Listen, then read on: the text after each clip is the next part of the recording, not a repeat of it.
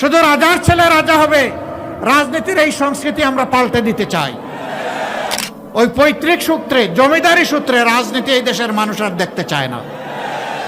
আগে যা করেছেন করেছেন, এখন উজু গোসল করে ঠিক হয়ে যান। আমি আপনাদেরকে জিজ্ঞাসা করতে চাই, সেই ফেসিবাদ, সেই কালো অধ্যায় আবার বাংলাদেশে ফিরে আসুক, আপনারা কি চান? আমাদের একটি কর্মীর হাতও চাঁদাবাজের হাতে পরিণত হয় নাই। কেউ যদি আকাশ থেকে কালো চিলের রং ধারণ করে কারো ভোট ছু মেরে নিয়ে যেতে চায়, ওর ডানা সহ খুলে ফেলবেন। এটা জরুর নয় যে জামাতে ইসলামীকেই দেশ শাসন করতে হবে, কিন্তু এইটা জরুর যে এই দেশে সুশাসন থাকতে হবে।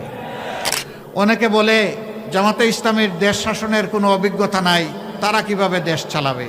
আমি প্রশ্ন করি, আজকে এই প্রশ্নটি যারা করেন, তারা যখন প্রথম দেশ শাসনের দায়িত্ব পান তখন কি তাদের কোনো অভিজ্ঞতা ছিল? আজকে দেখলাম একজন উন্মাদ হয়ে গিয়ে বলতেছে জামাতে ইসলামীর নারী কর্মীরা কোনো জায়গায় আসলে ওদের পোশাক খুলে ফেলবে। আরেক জায়গায় চাঁপাই নবাবগঞ্জে মেয়ে হয়ে একজন কথা বলেছে যে ওদের হেজাব এবং নেকাব খুলে ফেলবেন টান দিয়ে, ওদেরকে ধরে পুলিশের হাতে দিয়ে দিবেন। এর নাম গণতন্ত্র? নির্বাচনের আগেই যদি আপনি এটা করেন, নির্বাচনের পরে কি করবেন? একদিকে আপনি মাদের হাতে দিবেন ফ্যামিলি কার্ড, আর পাশাপাশি আপনার প্রতিপক্ষ হলে তার সেই মায়ের গায়ে দিবে আপনি হাত। ওই ফ্যামিলি কার্ড আর হাত দুইটা একসাথে চলবে না। কিন্তু আপনি গায়ের জোরে সেই ফেসিবাদী কায়দায় আবার নির্বাচনকে ছলে বলে কৌশলে নিজের ইচ্ছা মতো প্রভাবিত করবেন। এখনকার যুব সমাজ 24-এ চিৎকার দিয়ে ঘুমাইয়ে পড়ে নাই। যুবকদেরকে বলছেন তাদেরকে বেকার ভাতা দেবে, কে বলছে? তারা আপনার কাছে গিয়ে মিছিল করে, আপনাদের কাছে মিছিল করে বলছে যে আমরা বেকার ভাতা দেন। আমাদের যুবকদেরকে আমরা বেকার ভাতা দিয়ে অপমানিত করতে চাই না। আমাদের যুবক যুবতীদের প্রত্যেকের দুটি হাতকে আমরা দেশ গড়ার কারিগরের হাতে পরিণত করতে চাই। আমাদের একটাই ধান্দা, কিভাবে এই জাতির কিছু ভালো করা যায়। আমরা আবারও বলছি, লেজ ধরে টান দিব না, আমরা কান ধরে টান দিব ইনশাআল্লাহ।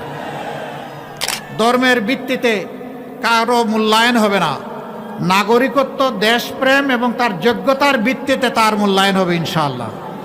ব্যাংক ডাকাত, শেয়ার মার্কেট লুটেরা, তাদের কি হবে? তারা অনেকে পালিয়ে বিদেশে গিয়ে আলিশান বাড়িতে থাকেন। আল্লাহ যদি আমাদেরকে তৌফিক দেন, আমরা ওদের পেটের ভিতরে হাত ঢুকাইয়া জনগণের টাকা বের করে নিয়ে আসবো। আপনি কি দয়া করে ওনার পায়ের বেড়িটা খুলে আমার পায়ে একটু লাগাই দিবেন? মহিলারা প্রকাশ্যে বলছে, আমরা আমাদের ইজ্জতের পাহারাদার হিসাবে জামাতে ইসলামের উপরেই আস্থা রাখতে চাই।